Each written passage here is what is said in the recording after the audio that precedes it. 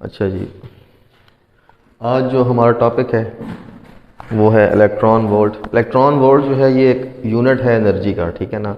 वैसे तो हम जाउल इस्तेमाल करते हैं एनर्जी का यूनिट, इलेक्ट्रॉन वोल्ट जो है ये अलग यूनिट है। इसको आज हम पढ़ते हैं। तो इलेक्ट्रॉन वोल्ट की डेफिनेशन है the amount of energy gained और lost by an electron, the amount of energy gained और lost by an electron when it traverses a potential difference of 1 volt. ठीक है जी। तो अमाउंट ऑफ एनर्जी जो electron gain करता है या लॉस्ट करता है जब वो मूव करता है पोटेंशियल डिफरेंस ऑफ 1 वोल्ट में, ठीक है ना। ये यानी कि आपके पास दो प्लेट्स हैं, ठीक है जी। एक पॉजिटिव प्लेट है और एक नेगेटिव प्लेट है। ये हाई पोटेंशियल पे है और ये लो पोटेंशियल पे है। इनका पोटेंशियल डिफरेंस अगर 1 वोल्ट है तो इनके दरमियान जब इलेक्ट्रॉन मूव करेगा तो एनर्जी या तो गेन करेगा या तो लूज़ करेगा, ठीक है ना। गेन कब करेगा?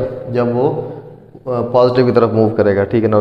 लूज़ कब करेगा? जब वो नेगेटिव की तरफ आएगा। सॉरी, जब वो नेगेटिव की तरफ आएगा तो लूज़ करेगा, और पॉजिटिव की तरफ जाएगा तो वो गेन करेगा, ठीक है ना।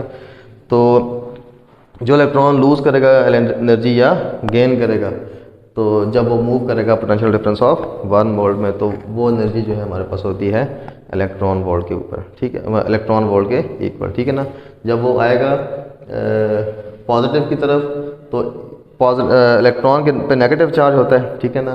तो ये नेगेटिव चार्ज को रिपेल करेंगे और इलेक्ट्रॉन मूव करेगा पॉजिटिव चार्ज की तरफ, यानी कि वो काइनेटिक एनर्जी क्या करेगा?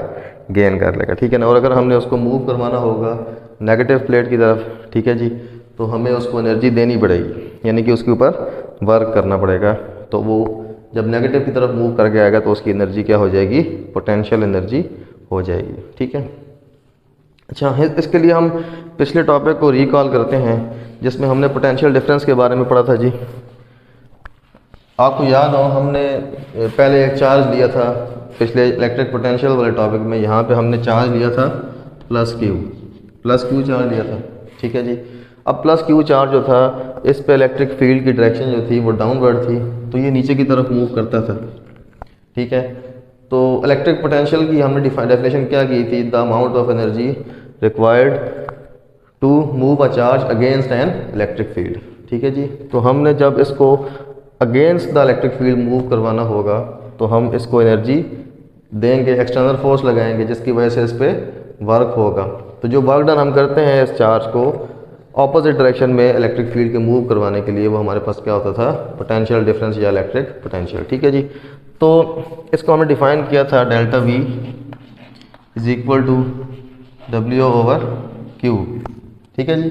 W/Q, पहले पिछले टॉपिक में हमने Q नॉट लिया था, ठीक है ना। यहाँ पे हम इसको Q ले लेते हैं, यानी कि प्लस चार्ज ये, ठीक है। तो अब देखें डेल्टा V किसके बराबर होगा? डेल्टा V होगा final potential minus initial potential.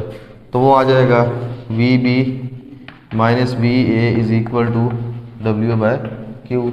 ये आपकी इक्वेशन नंबर 1 और ये इक्वेशन नंबर 2, ठीक हो गया। अब आप देखें यहाँ से अगर आप W की वैल्यू निकालें, W की फ्रॉम इक्वेशन 1, W किसके बराबर आपके पास आ जाएगा? Q इंटू डेल्टा V, ठीक है। अच्छा, अब आप देखें जो हमारे पास वर्क डन है वो किसके बराबर आ रहा है? Q into potential difference, Q into potential difference, ठीक हो गया जी।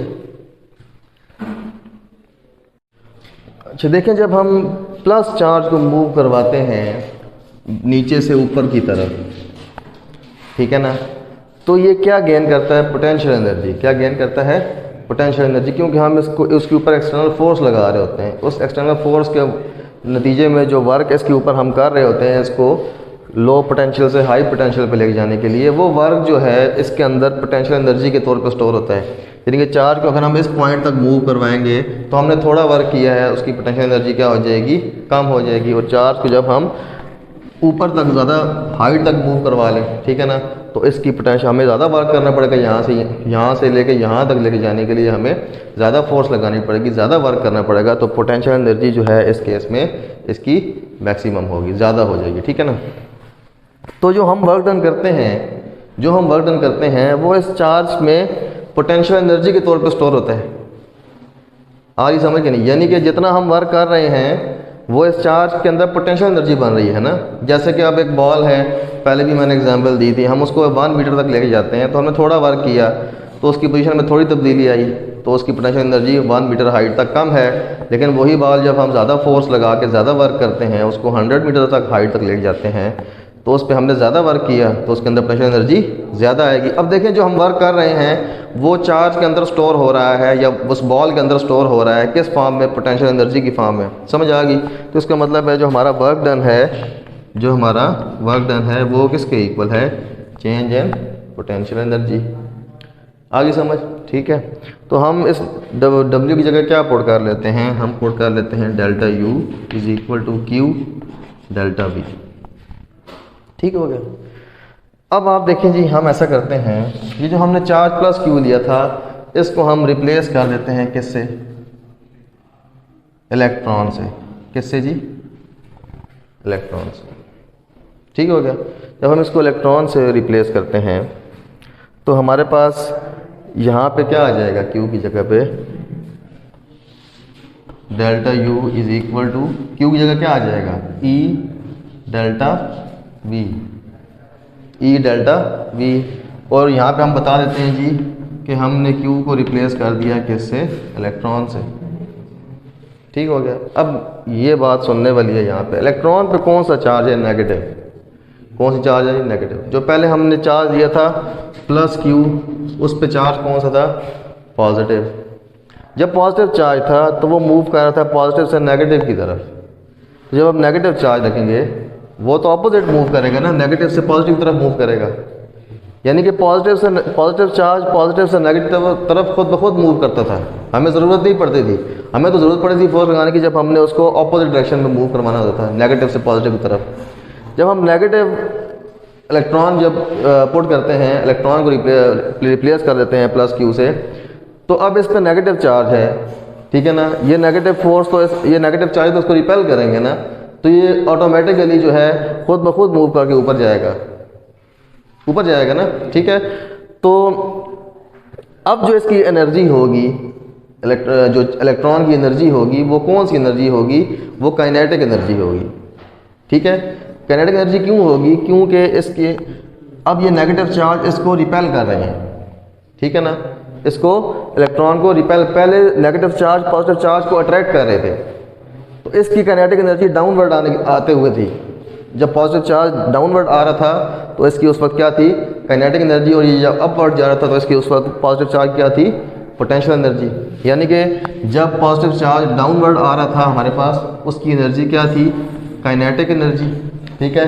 और जब ये अपवर्ड जा रहा था, जब हम वर्क करके ऊपर लेके जा रहे थे, तो क्या थी इसकी? Potential energy. ठीक हो गया। लेकिन जब नेगेटिव चार्ज हमने रखा, नेगेटिव चार्ज तो इसका ऑपोजिट है ना। नेगेटिव चार्ज के केस में जब ये ऊपर जा रहा होगा, जब ये प्लेट ए से प्लेट बी की तरफ जा रहा होगा, तो इसकी एनर्जी कौन सी हो जाएगी? काइनेटिक एनर्जी हो जाएगी। क्या हो जाएगी? काइनेटिक। क्योंकि नेगेटिव चार्ज को रिपेल करते हैं ना, खुद ब खुद ऊपर जाएगा। हाँ, अगर हम इसको ऊपर से नीचे लाना चाहते हैं तो हमें वर्क करना पड़ेगा। फिर जब हम वर्क करेंगे इसको ऊपर से नीचे लाते हुए, तो उस वक्त जो इसकी एनर्जी अंदर एनर्जी आएगी वो कौन सी आएगी?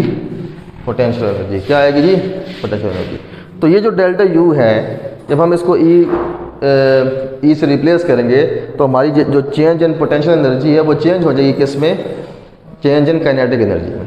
क्या जी? Change in kinetic energy. तो डेल्टा U की जगह हम क्या लिख लेंगे? डेल्टा काइनेटिक एनर्जी, ये E। क्यों? क्योंकि ये जो हमने Q के लिए इक्वेशन लिखी थी, उस वक्त लिखी थी जब Q जो है ऊपर की तरफ मूव कर रहा था, है ना। उस वक्त ये क्या थी? Potential energy. अब ये इक्वेशन हम लिख रहे हैं इलेक्ट्रॉन के लिए। किसके लिए? इलेक्ट्रॉन के लिए। इलेक्ट्रॉन किस तरफ मूव कर रहा है? नीचे की तरफ, सॉरी ऊपर की तरफ। इलेक्ट्रॉन किस तरफ मूव कर रहा है? ऊपर की तरफ। तो ऊपर की तरफ इलेक्ट्रॉन के केस में एनर्जी कौन सी होगी हमारे पास?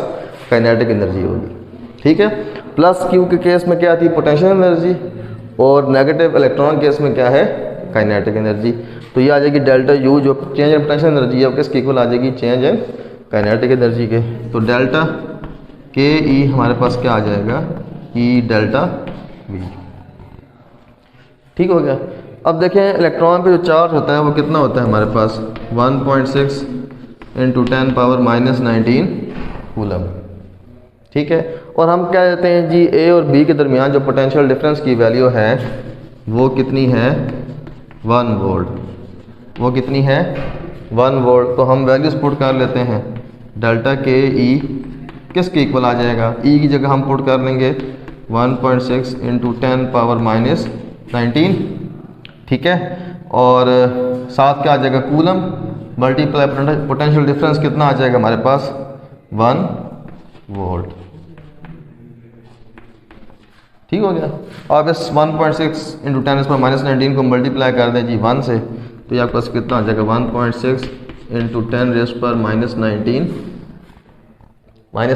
ठीक है, कूलम इंटू क्या आ जाएगा, वोल्ट। ठीक है, और कूलम इंटू वोल्ट हमारे पास जो है वो किसके इक्वल होता है, जाउल के। किसके इक्वल होता है जी, जाउल के। तो ये काइनेटिक एनर्जी जो है ये हमारे पास किसके इक्वल आएगी, 1 इलेक्ट्रॉन वोल्ट। यानी कि इलेक्ट्रॉन था ना इस केस में हमारे पास, इलेक्ट्रॉन, और इसका यूनिट क्या है, वोल्ट। ठीक है जी, तो 1 electron volt is equal to 1.6 into 10 raised पर माइनस 19 जाउल आ जाएगा। आगे समझ, ठीक हो गया। तो इस आप इक्वेशन से देख लें कि हमारे पास जो इलेक्ट्रॉन वोल्ट है वो 1.6 इंटू 10 रेज़्ड पर माइनस 19 जाउल के इक्वल है। ठीक है, इसका मतलब ये है कि जाउल जो है एक बड़ा यूनिट है, इलेक्ट्रॉन वोल्ट एनर्जी का एक छोटा यूनिट है। आगे समझ, ठीक हो गया, चलो।